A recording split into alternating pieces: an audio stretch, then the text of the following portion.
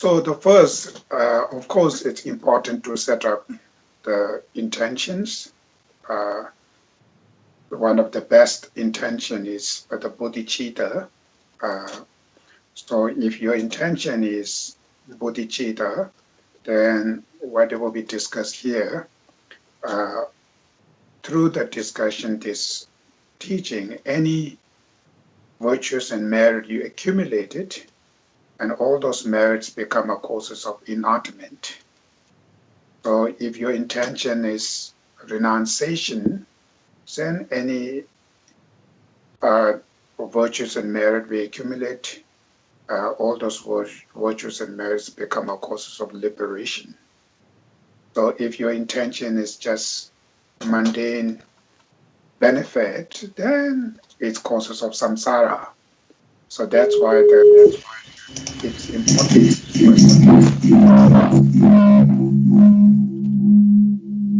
One's intention should be pure. One of the best intention I mentioned earlier, bodhicitta. So that's very important. So all of us need to be generate bodhicitta before we discussing this form of truth.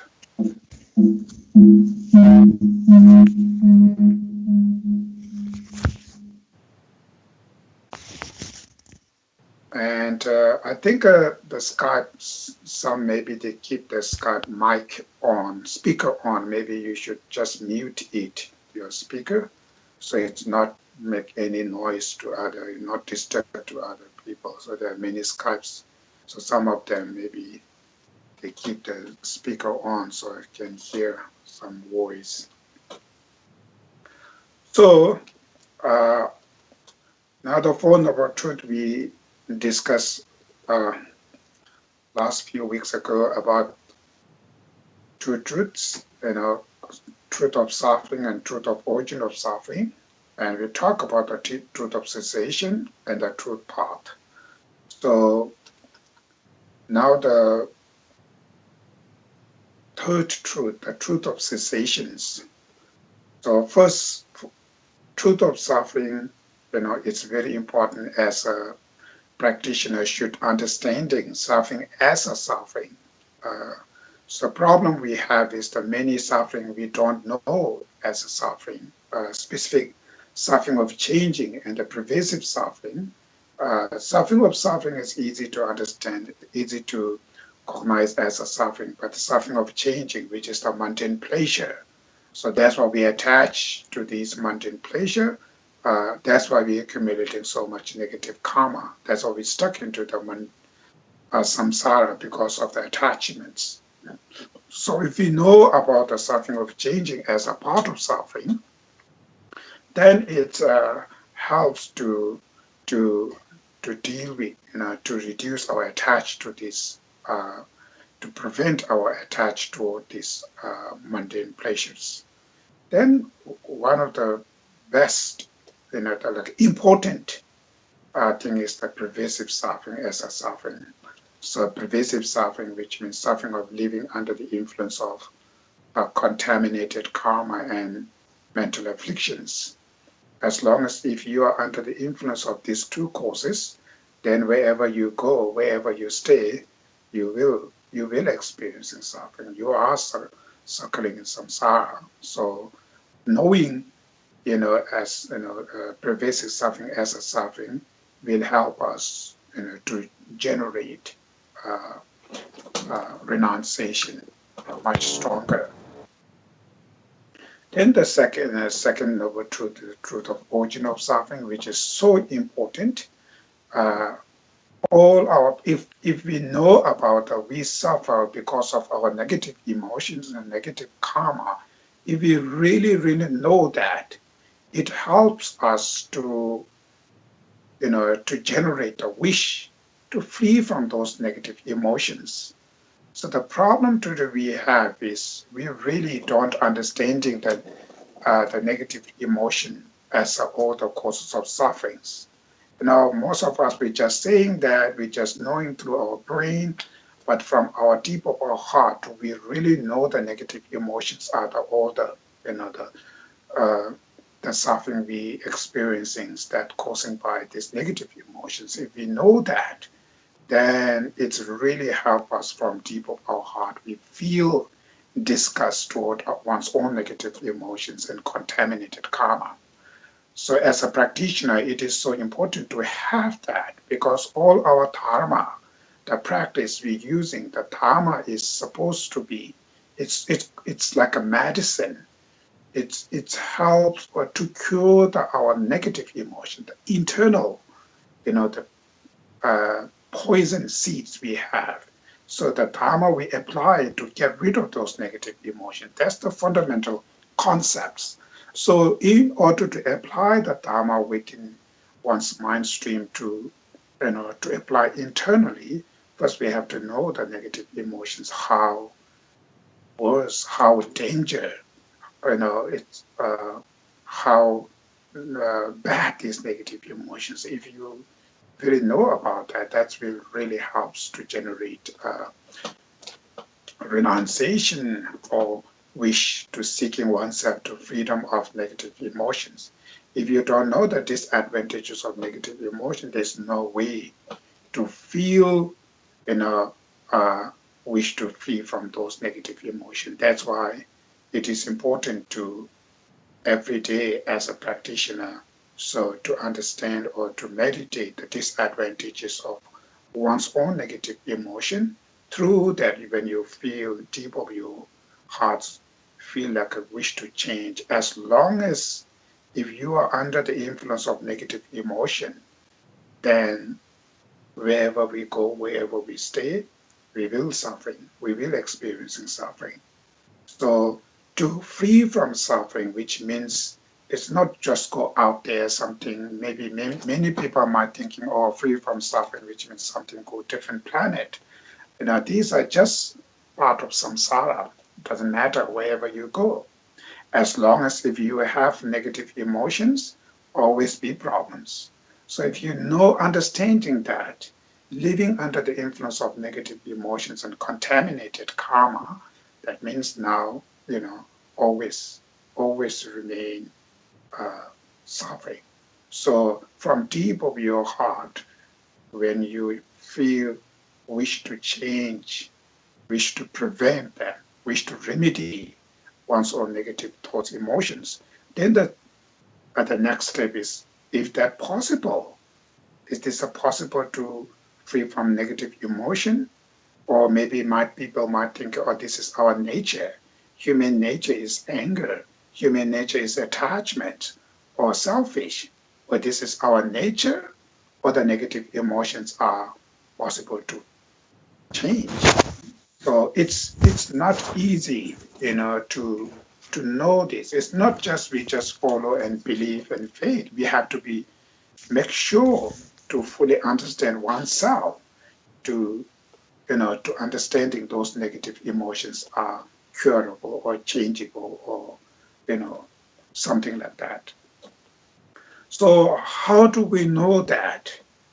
It means in order to know this kind of negative emotions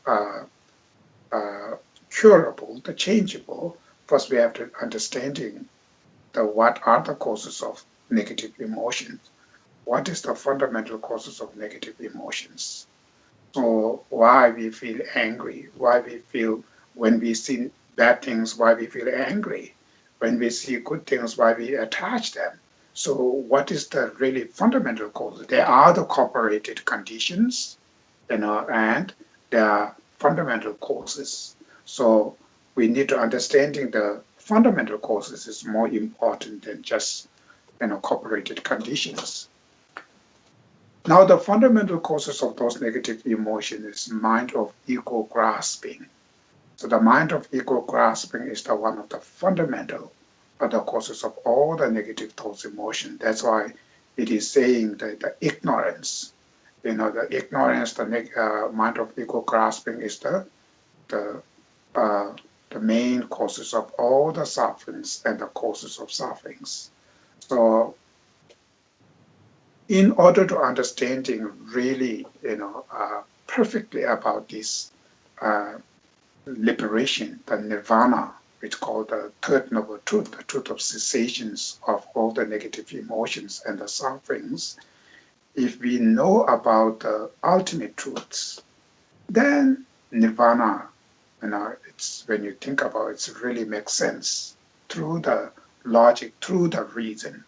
Otherwise, the many people they believe in nirvana or cessation because of the Buddha says that, because of those masters says. So we follow through somebody's sayings. It's not just each individual, through their own understanding, understanding then belief. So that the belief we have is sort of just out of faith. To the Buddhas and masters. So the best belief we need is the belief out of cognizing, out of understanding the wisdom, what you believe.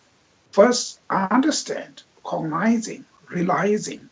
And then when you believe it, that belief becomes really, really strong. It's called undestructible belief.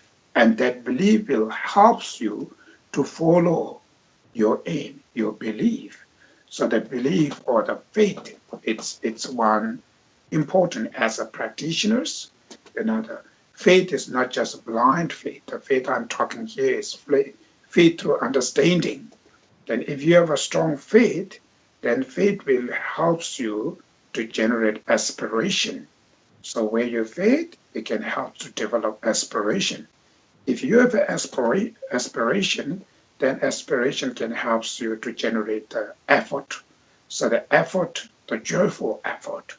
So the joyful effort is the first sort of like a equipment to achieve. Anything we need to achieve, we need to have first effort. If you don't have effort, then always you lose, never achievement, because we have lots of laziness. So the laziness is the one of the first obstacle who obstruct to engage to the path, to go continuous success. The path, everything obstacle are obstructed by the laziness. So to get rid of laziness is the effort. So effort is not easy. So as effort need to come from aspiration. Aspiration is come from the faith. So that's why the faith or the belief, which is through understanding, then faith has become much stronger. So those negative emotions, how the mind of ego grasping create the negative emotion. And not only that, all the negative emotions, when they grasp any objects, they always have some kind of objects, sort of like a solid or absolutes. So all the negative emotion has influence by the mind of ego grasping. So the detail of the mind of ego grasping, we're going to talk, after the bodhicitta. So here, just give you through a small explanation. And most of you, already know about that.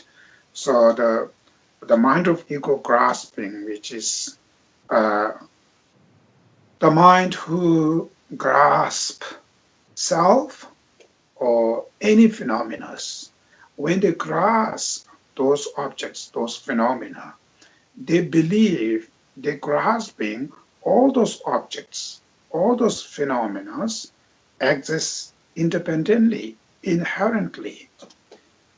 What's mean by independent or inherently, which means exist by themselves, without, imputed by names or thoughts, without labels by names and thoughts, something from there, from objectively, from exist from there objectively.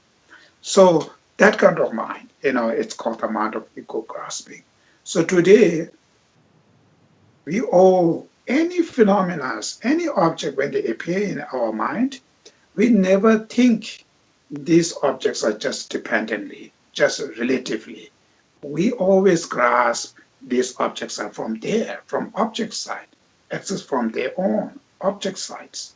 So that's the one of the main the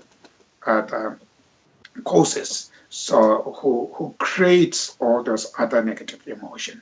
When the objects appear as a very attractive, not only attractive, object also exists from its own solid, absolute, attractive objects when they appear.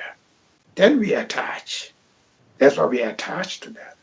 So the objects ugly, like a negative, when they appear, same time not only negative, unattractive object, but also it's solidly, absolutely, who exists from their object side, from their own side. So that's why we hate to these objects. So all those emotion, the roller coaster emotion, it's arising based on the mind of ego grasping, where we grasp all the phenomena exist independently, inherently. So first, it's so important to understanding the mind of ego grasping. What is that? So we study them, then we just experiment, meditate or experiment. When we arising, when we grasping the phenomena, do we really grasping the phenomena like what it's saying right now, or exists independently, inherently? Do you understand? Your mind is grasping like that. So if you don't understand that, if you're still not understanding your mind is, grasping the objects independently, inherently, then cognizing emptiness is impossible. It is saying like, in order to cognize the emptiness, we have to negate the object of negation, right? Which is independent existence of self, independent existence of phenomena. In order to negate the object of negation, first oneself need to understand what is the object of negation. Without knowing the object of negation, how should you negate them? Without knowing the thief, you can't stop the thief. In order to prevent the thief, in order to stop the thief, first we have to know who is the thief. Who is the thief? What he's wearing? Who is him? Without knowing him, we can't catch it. We can't stop him. We can't prevent him. We can negate him. Similarly, emptiness is not something new thing. It's just you negate the object of negation, which is the object never been exist in the past, and in the present there never ever be being exist. Future they will never exist. But our ignorance, not understanding that, we believing, we grasping they exist. That's why we grasp them. So the emptiness, which means we negating the object will never been exist in the past and present and the future. So we just negate that. And the negate means the non-existent as a non-existence. The negation is the object of negation, we knowing they are not exist.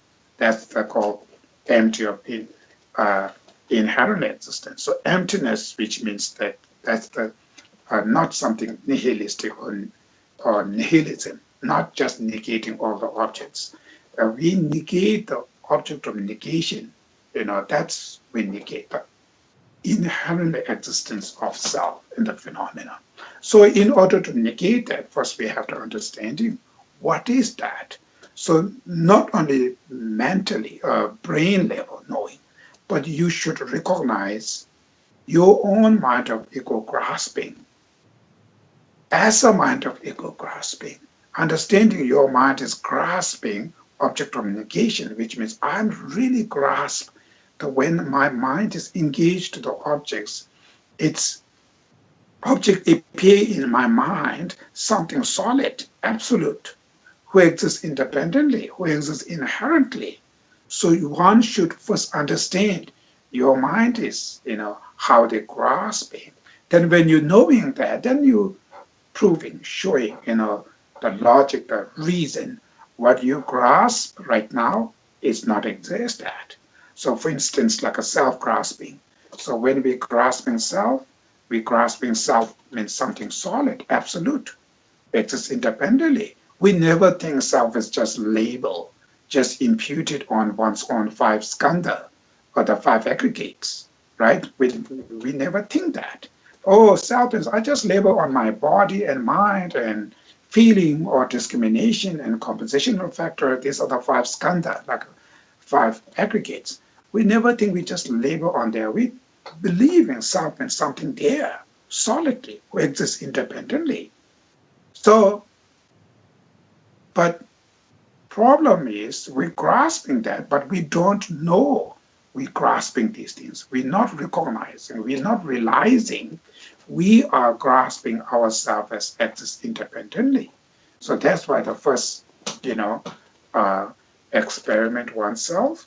Then when you realize and when you have, sometimes it's good it is saying when somebody by mistake accused you very badly, say very bad things and accusing you, and that moment on deep of your heart you feel, why this guy telling me about this? So you deep of your heart you feel, I.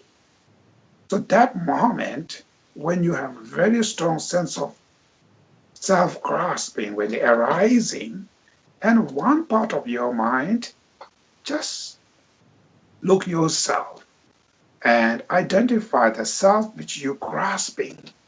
What kind of self is you grasping? When you look deep, and then it's much easier to understand you. That moment when you grasp self, you're really feeling the self means something's there, who exists independently, inherently, solid, something pointable, something findable self there. So then you should apply the logic. If something self really the self who exists independently, inherently, or to really do the exist like what I grasp, then of course, then when I investigate myself, I have to find it. I'm talking about investigate, which means ultimate investigating, how the things exist. So when you look there, any part of your body, any part of your mind, you just scan, from head to toes, where you are. Is that head is you, or is this arms are you, or is this legs are you? And you can go internal organ, your liver, your kidneys, your hearts, and all those parts. Any part of your body, external and internal, you just investigate. None of these parts are you, right? That's very clear. So from head to toes. So you never find yourself in part of your body, any part of your body, you'll never find it. Then you can go into your mind. If the mind is self, then mind have six main mind, which is five physical sensory consciousness and the sixth mental consciousness. So eye sense consciousness, ear, nose, tongue, body sense consciousness. Who is the self? And mental consciousness. If you research any part of your minds are not a self. If eye sense consciousness is self, then of course the ear sense consciousness have to be self. Then nose sense consciousness have to be self. So there are many self that contradict. You are only one person. So any sensory, you never find this is a self. Then the mental consciousness. So, or maybe the mental consciousness is a self. Same. Mental consciousness have positive mind, negative mind. Within the positive minds, love, compassion, bodhicittas, and wisdom, and so forth. Negative side, anger, attachments, ignorance, and so forth. Who are the self? So if you look each of them and break it down, you never ever find it. Any part of your mind is the self. So you never find yourself within the mind, within the body, and the feeling, of course, discrimination, compensational factors, and all of them. When you investigate, you never find it there. So, if self exists by its own, from objectively, of course, when we investigate, you have to be more clear. But anything when you investigate, where is it, who is, then when you go, eventually it's going to be disappear. So that means they are not exist from their object side. They not exist from their objectively. So objectively, if they exist, when you investigate from the object, of course, it has to be more clear, but these are becoming more confused. So any part of your body, any part of your mind, and you never find the self, then you take out your body here, you take out your mind here, then what's left? Who is self now? Maybe some people, they believe soul. Even the soul is very, very difficult to know what is that it really means. We believing by the religious influence or by the culture influence, whatever we say, oh, the soul, so Atma or soul.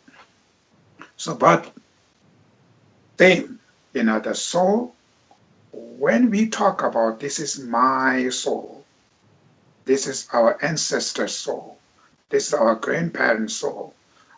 As long as when you believe in this is my soul, that means me and soul is to separate. It's object and subject. That means your deep of your heart, still you clinging self is something who owns this soul. So, owner. So it's this object and subject. It's the two things. If you are the soul, if the soul is you, then you can't say my soul. My soul, which means you and soul is to separate, like mentally. So it means you still grasping self means something there. But where is it? So if you are John, you do not say my John, right? You can't say my John. My John means John and you, two separate. So similarly, if you are the soul, then how should you say my soul? So our mind is still believing, still believing this something of the self, means who's the owner of that. But through the investigate, it's not findable at all. Any part of your body, the minds and spirits or soul, whatever you investigate, you're never ever going to find the self. So, if self exists independently, solidly, then of course, we have to find it. When you break it down and you have to find it, but it's not. You never found it. Now, not finding the self from the object, do that means self does not exist? Of course not, because we're experiencing. We're experiencing happiness, we're experiencing joy, pleasure, also we're experiencing unpleasure or suffering. So it's functioning, there's something. So through the experiencing, we know the self exists. But through the investigate, it's not findable there.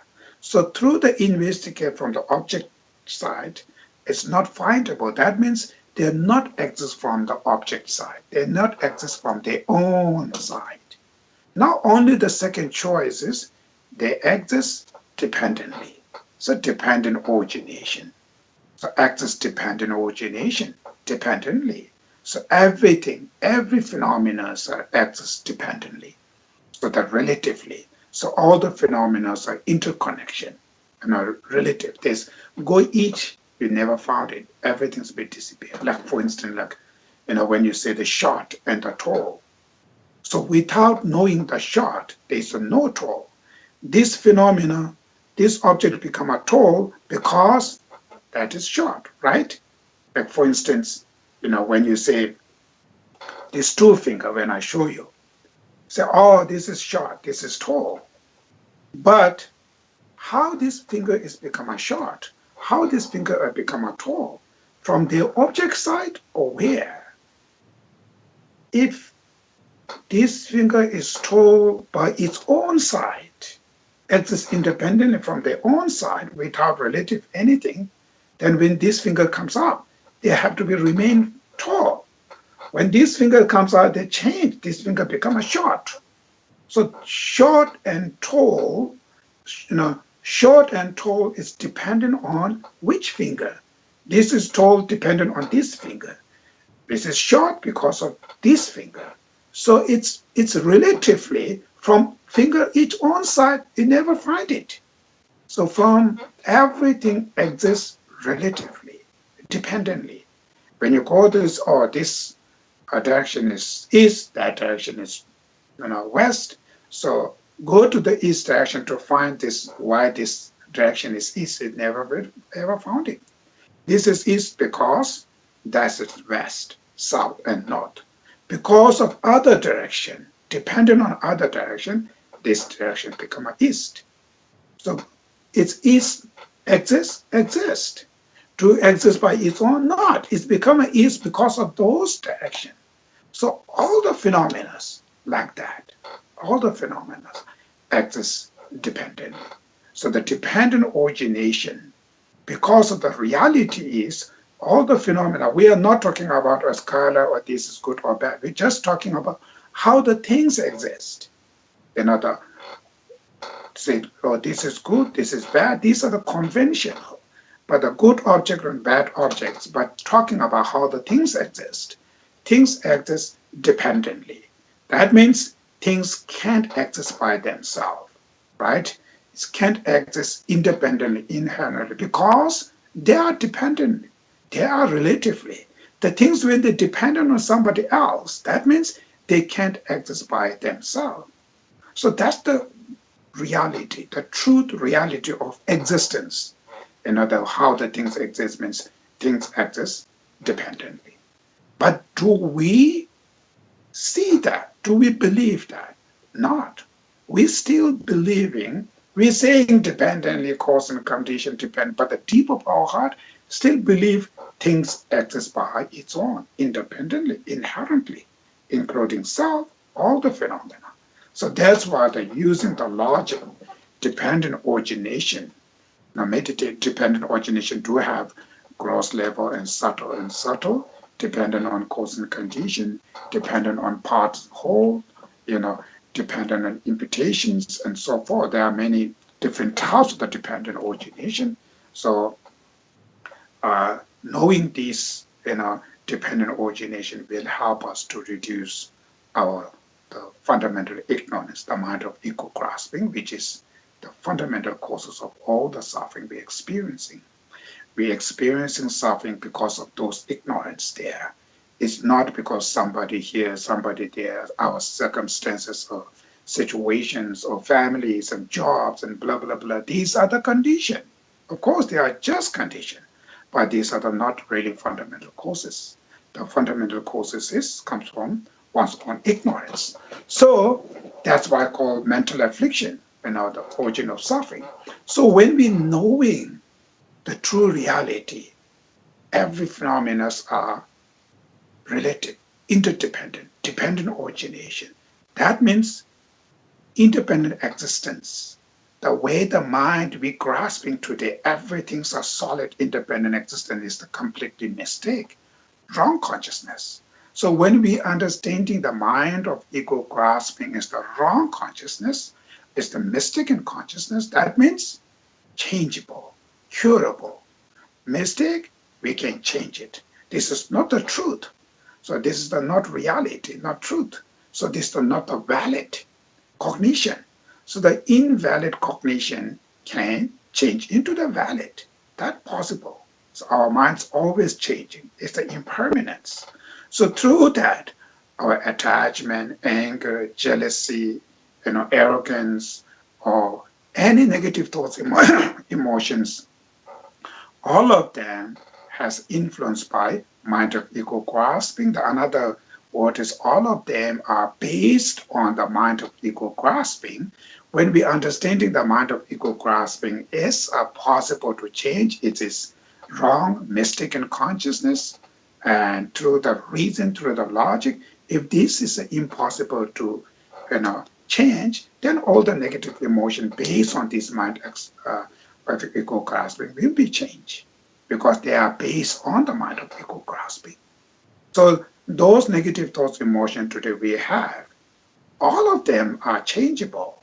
So another word is all of us possible to achieve ultimate peace, ultimate happiness, all sentient beings. So another word called That's why the Buddha is saying that all sentient beings has a Buddha nature.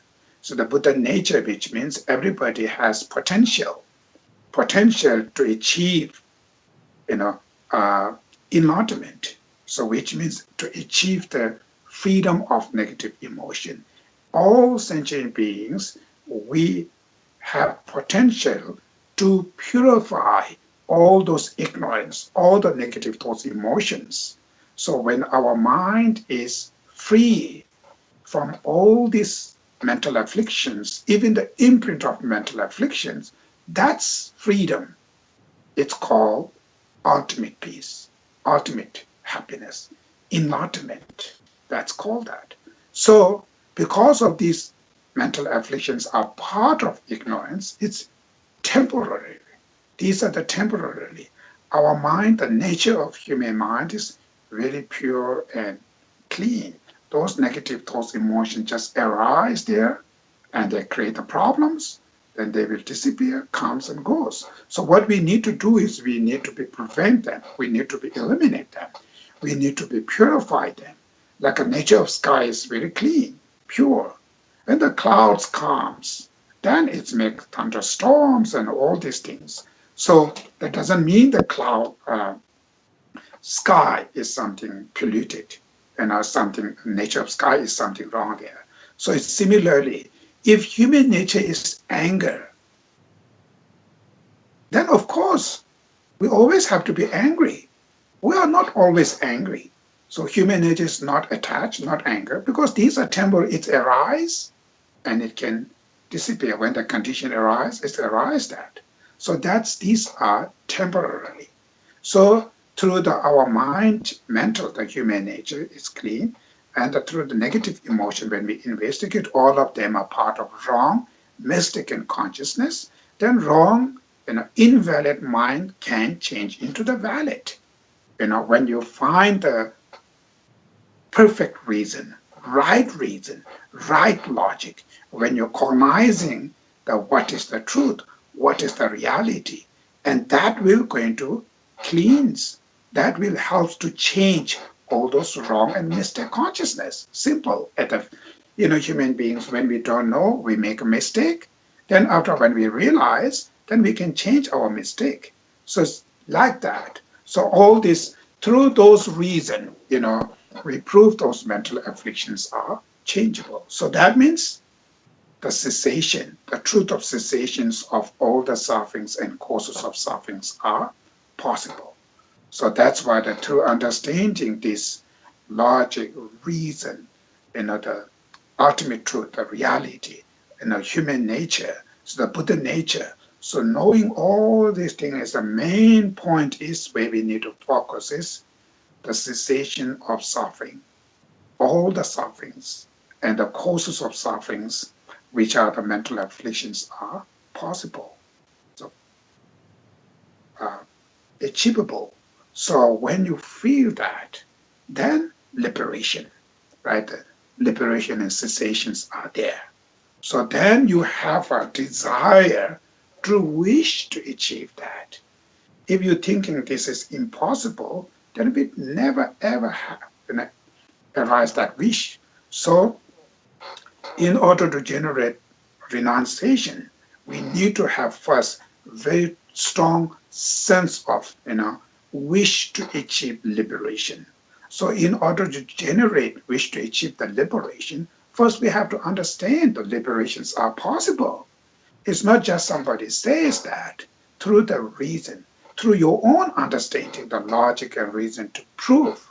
So that's why this, ultimate reality, what the negative emotion, mind of ego grasping, the Buddha natures, and all this, the education, we study them, then through that, it helps us to believe there are cessations of all the suffering. The liberation is possible. So when you see that, then through that you generate, because through the first two truths, you completely renounce the mundane pleasures and samsaras, everything, understanding through the truth of suffering is part of suffering. So you feel disgust to those Then second noble truth, it's all come from one's own negative emotion. So you have a very strong sense of, you know, wish to free from one's own negative thoughts, emotions. Then when you have that, then third noble truth, it gives you, there is a cessation of negative emotions are possible there. So it helps you to go much stronger wish to achieve that cessation of one's own negative thoughts, emotion, wish to achieve the liberation. Then the Four Noble Truth. How should we achieve the liberation? Just wish alone is not going to achieve. And just having wish to achieve enlightenment doesn't mean we will going to achieve enlightenment. Having wish to achieve liberation doesn't mean we will going to achieve the liberation. But this is so important. This is some sort of engine who push you, to do what you call to follow that, to push you to achieve the liberation. Then when you have that, how should we achieve the liberation? That's what the path. And our fourth noble truth, the truth paths. So the truth path is the main, the structure who keeps you how to liberate. So that's all the practice. As a Lamrim practitioner, the Lamrim practices are the truth path who lead us into the liberation. So for the small scope we talked about last time, we should go to the baby step. So the baby steps, which is first, as ordinary people, we have no idea. We grow up in this 21st century, the human beings, we very much focus on education when we are young. So most of our education system where we grow up is material. About this, about that, all about material. So we don't have that much, educate about the inner world. So the inner world is completely darkness, zero knowledge, not knowing what's going on inside. And external, of course, to become very, very smart, very high educated. But the problem is, because of zero knowledge about internal world, so people through this, when you're growing, you're alive with this material, work very hard growing, is that really makes you happy, the joy, because the purpose of human being, you go to school, you go to work, whatever lifestyle you choose, one of the main purposes, you have a fundamental innate natural desire, which is wish to be happy in peace and don't want suffering. So in order to achieve that happiness, satisfaction, happy, peaceful life, that's why they're engaging to educate and work and the lifestyle, the different lifestyle as a business, political, or the artist, any lifestyle we choose, because of that desire, the innate natural desire to seeking happiness. That's what people are doing. But when they engage in all these things, do they really achieve happiness? Most of us not. Instead of happy, we're becoming more frustrated, more depression, more stress, more worry, so much fear. So we experience a much more higher suffering than when we are in childhood.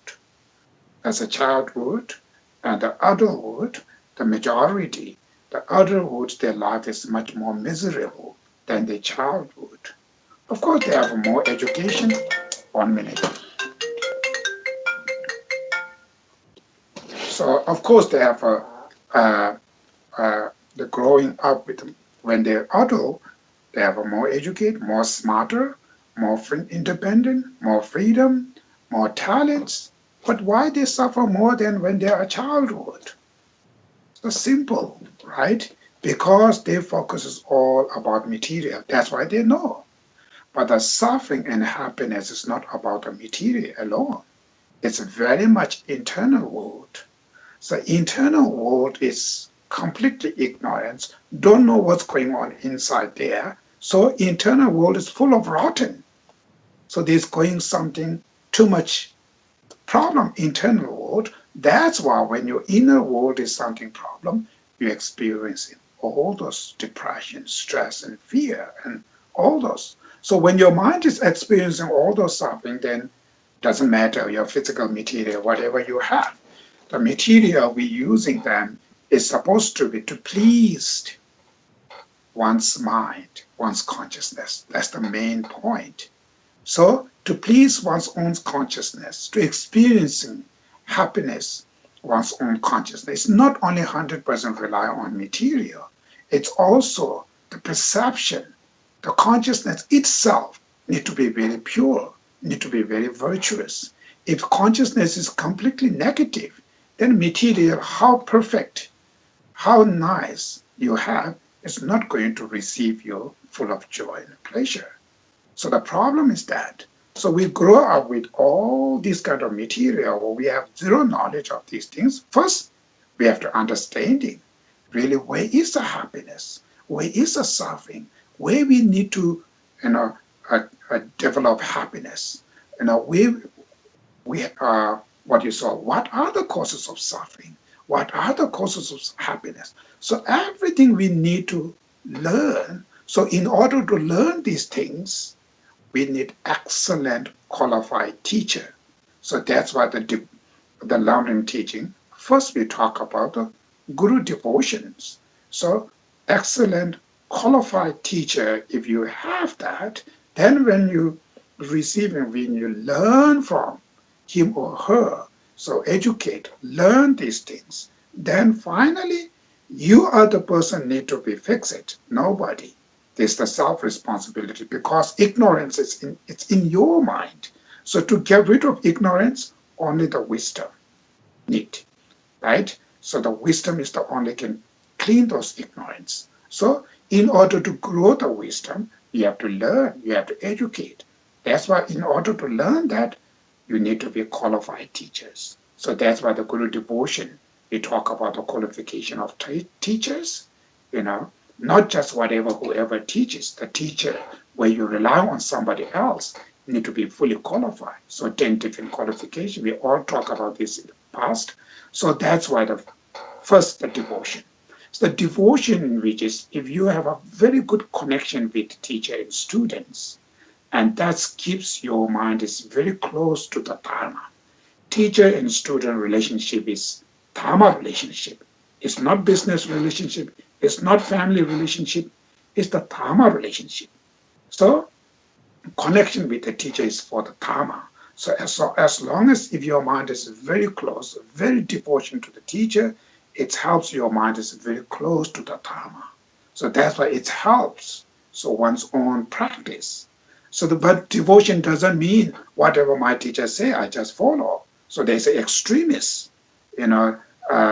if you somebody without investigate or something, then sometimes it's dangerous like a cult or what you call there's something brainwash or something. So that will, if the teacher, the instruction, where he gives the instruction which is not suit with the Dharma, it's something contradict with the Dharma, you can reject it. Rejecting his instruction doesn't mean it disrespect. That's very clear. The Buddha says, also the Lama Tsongkhapas in the Lamrim when you read the Guru devotion, because sometimes it also creates problems. Sometimes people have so much blind faith to the teacher, then whatever he says or whatever she says, just follow. Sometimes they will lead you strange place, which is not really correct teaching. So the instruction is incorrect. Then when you follow, you will end up in the incorrect life. So that's why, of course, you are fully rely on teacher as a make good connection, always to investigate your mind. Need to be freedom. So need to be freedom if this instruction is suitable for your practice. It helps to get rid of your mental affliction. Then take it, do it. If the things which is really, really bothers you, it creates some kind of trouble, it's misguide, then you reject it. Reject it. That doesn't mean you disrespect. So devotion, which means faith and respect attitudes. Keep your faith and respect attitude always with your teachers, but the faith respect doesn't mean whatever they say I follow. Even the Buddha says, right? His own teaching as a disciple always need to be, investigate. So if you found something makes sense, it's reason, then you apply. If the things not make sense, you just reject it. Even the Buddha, his own teachings, he said that we should, of course, all the teachers we need to be. But first, important to have that, the Guru devotion which we talk about. So that gives you the awareness, gives you the education, be aware inner world, where the causes of suffering. Then, when you're understanding that, then you need to encourage oneself to engage, to take full advantage of, which means to engage to the Dharma. That's why we practicing in second step is called the precious human life. 8 non-leisure and 10 opportunities like life today we have. We should appreciate. So precious human identification, to identify the precious human life, how it's important, how it is very difficult to find. All this practice we're doing, point is to encourage oneself, to stimulate oneself to take full advantages of precious human life. So these are the two conditions. Guru devotion, the Guru is the external condition to understand the Dharma and to connection with the Dharma. And the precious human life is the inner condition to, what you call encourage oneself to take full advantages of precious human life. So what are the full advantages? So that's what the 3 scopes, Lamrim. From the small capacity, small scope. From the medium capacity, medium scope. From the great capacity, great scope. So the small, medium, great scope, 3 capacities, 3 scopes. So first, small scope take, at least our next life will be born in much better human life. Even at least today the life we have, how should we live with the good human beings? We very much focus to live first good human beings. Good human being means warm-heartedness with a perfect action. So act positive, think positive. So that's why the precious human small scopes, they talk about how to avoid 10 non-virtuous karma. So the main focus is to avoiding 10 non-virtuous karma from the body, stealing, killing, sexual misconduct, from the speech, using harsh word, telling lie, gossip, slander, from the mind, harmfulness, covetousness, wrong view, right? These are the 10 non-virtues. So they're teaching us to avoiding these 10 non-virtues. It helps in this life, even the person is very positive, very nice person, never use harsh word, never act violent. So it's a very, this life makes a good person. Next life, it will help to born in higher rebirth. It helps to get rid of, one of the fundamental causes of 3 lower realms is the 10 non-virtuous karmas. So these are the fundamental causes. So avoiding 10 non-virtuous karma, it's helpful. Our next life be born in better life, and that this life, much better person. And then what we should do in the past karma, this life we stop it, but we do have a past karma. So that's why the small scope, they talk about the purification. So the past life, whatever you accumulated negative karma, we can do the purification through 4 powers, right? The power of reliance, power of regret, actual power, power of commitments. So through the 4 power, we cleansing, we purifying our past karma. Present, we stop all those, mainly 10 non-virtuous karma can help this life, better person, next life, better rebirths. And then taking refuge, and then the medium scope about renunciation. So that today here we are the part of medium scope. So through this, then through the path, how should we achieve a liberation? So through the 4 noble truth, we're generating renunciation, renounce all the mundane pleasure, deep of your heart, you're seeking oneself to achieve the liberation. So that's called the renunciation. Sometimes people use self-compassion, sort of self-compassion. They're seeking oneself to free from one's own mental afflictions and contaminated karma, right? Very desperately seeking oneself to free from them. And seeing all these mundane pleasures, even the attractive objects, for you, this is still part of suffering. This is still the nature of all this mundane, the samsara, either good or bad, are part of suffering. The nature of them are the suffering. Knowing these things actually helps to reduce your attachment to them. So it helps get rid of your attachment. So it's when you reduce attachment, that helps to your focus is the liberation. Otherwise, attachment gives you a different focus. Oh, go this way. This is the happiness there. So it's drawn our mind into the mundane. So through the Four Noble Truths, we are understanding all those mundane pleasures is part of suffering. To free from those suffering, I have to get rid of my mental affliction. So you have a strong sense of wish to free from those mental affliction, wish to achieve liberation, self-liberation, which is freedom of one's own mental affliction. That strong wish is when you have, it's called the renunciation. And when you have a renunciation, how should we achieve liberation? For the small scope, three trainings. So the training of moral, and the higher training of morality, higher training of concentration, higher training of wisdom. So the moral discipline, concentration, wisdom, through the three higher training, we should achieve liberation. So that's why the small scope talking about this. So the path, what is the path? The path is mainly here for the liberation. In the medium scope is the three trainings. Training of moral discipline, training of concentration, training of wisdom. The wisdom is the main thing to directly antidote to this ignorance, the mental affliction, specific mind of ego grasping. In order to keep your wisdom very strong, you need concentration. Concentration is the disciplining your mind, make very strong, stable. If your mind is very strong, stable, then the wisdom can able to cut all this poison, the negative emotions.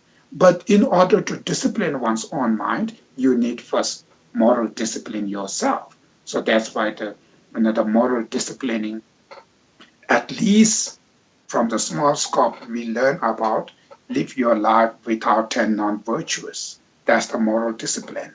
Then moral discipline has, you can go higher, but at least, without 10 non-virtuous. Your life should live with the 10 virtues and avoiding 10 non-virtues. So when you're able to live that, it can help so much to you, the distraction thoughts, can avoid those distraction thoughts.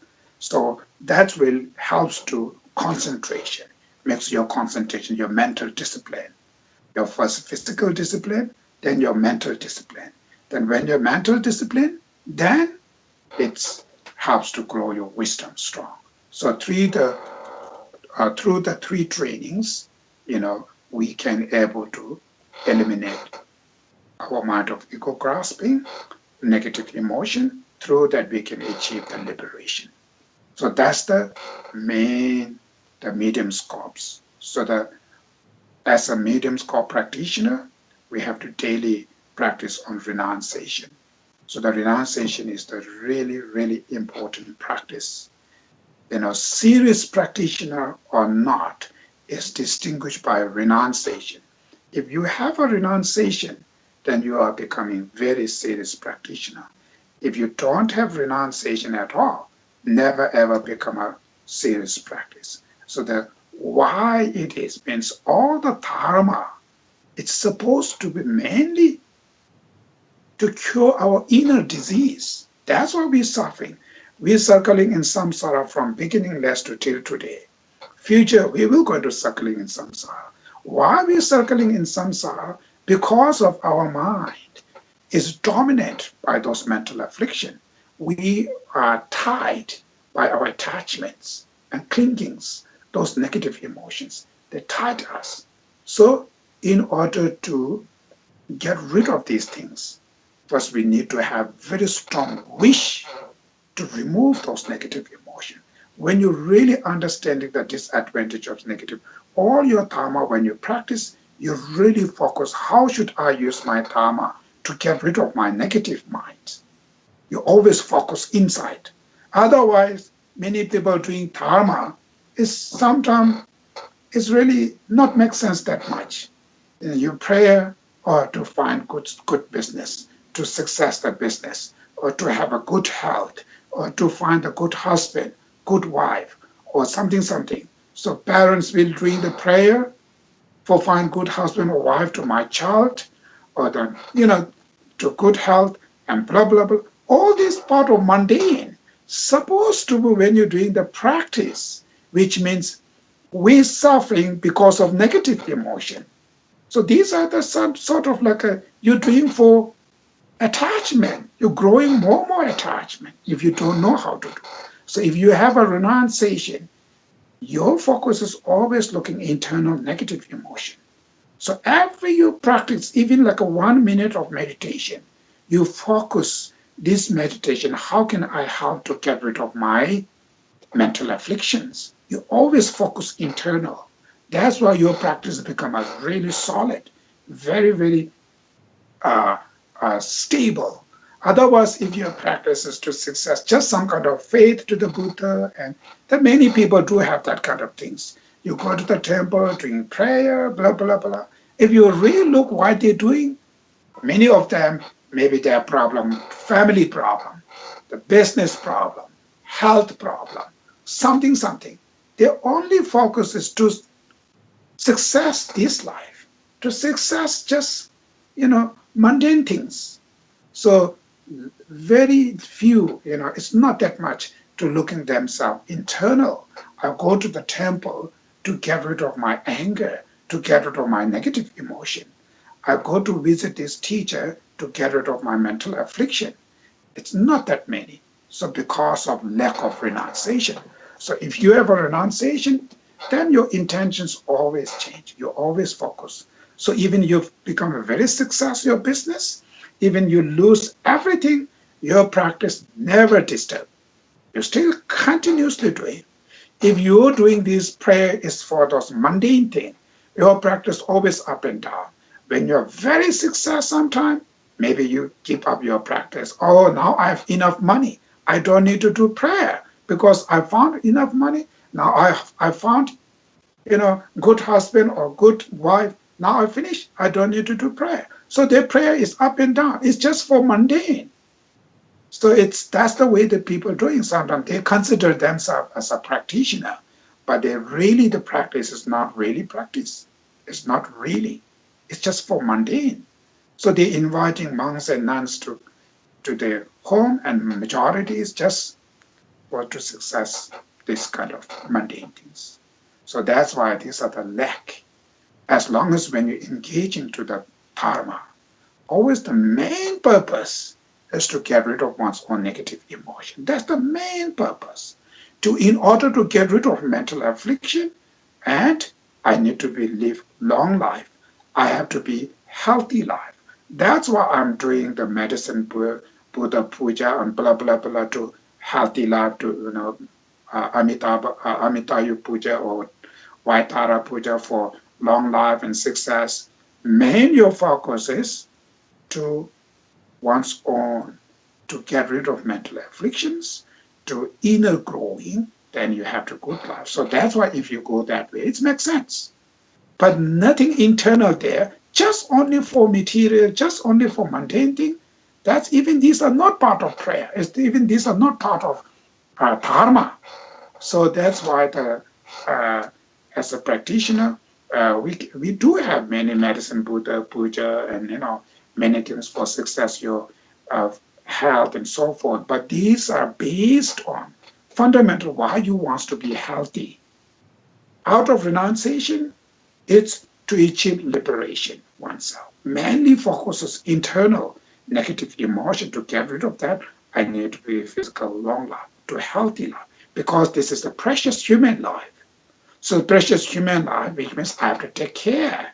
Precious human life, and this is just a vehicle. Just I use this precious human life, and main purpose is take full advantages to achieve liberations. As a Buddhist, great practitioner, why you want to long life and healthy life, success that? Because my mind purpose is to benefit to each and all beings. So in order to benefit to other, first oneself need to be healthy. So without living healthy, how can you help to other in society?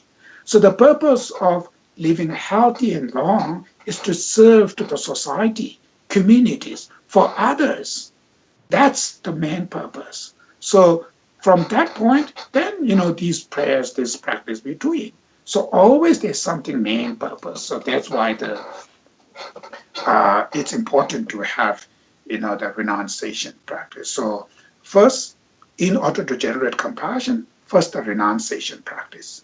So something to achieve the renunciation may be difficult, but some kind of familiar, daily try to practice your renunciation.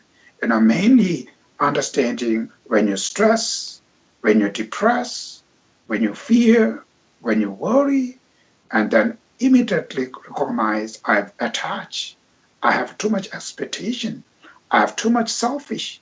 That's why I this. Always you put it blaming to one's own negative emotion, not to the person. Person, there's nothing to blame that. Person is the simple who just wants to live happy peace. There's no reason to blame. Where we need to blame, blaming is one's own anger, hatred, attachments, greed, and arrogance, jealousy.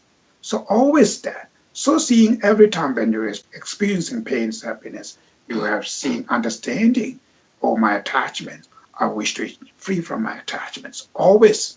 So generating that kind of wishes will really help. That's why when you engage the practice, then practice will really go inside. You're really absorbing the practice perfectly, internal.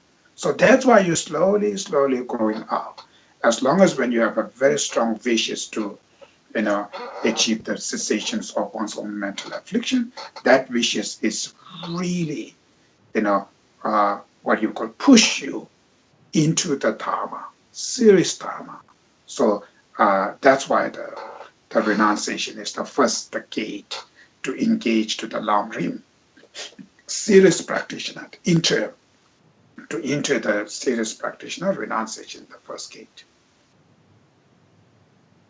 Okay, now maybe it's already, or it's more than an hour.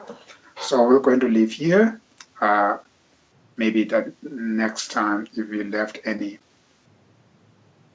maybe the next time we're going to do the question answer section first. So if you have any questions about the small scopes practice and the medium scope practice, just read your long rim. If you have any doubt about this, any not clear, just the next section we'll be doing, we're going to do the question answer sections and just try to clarify these things.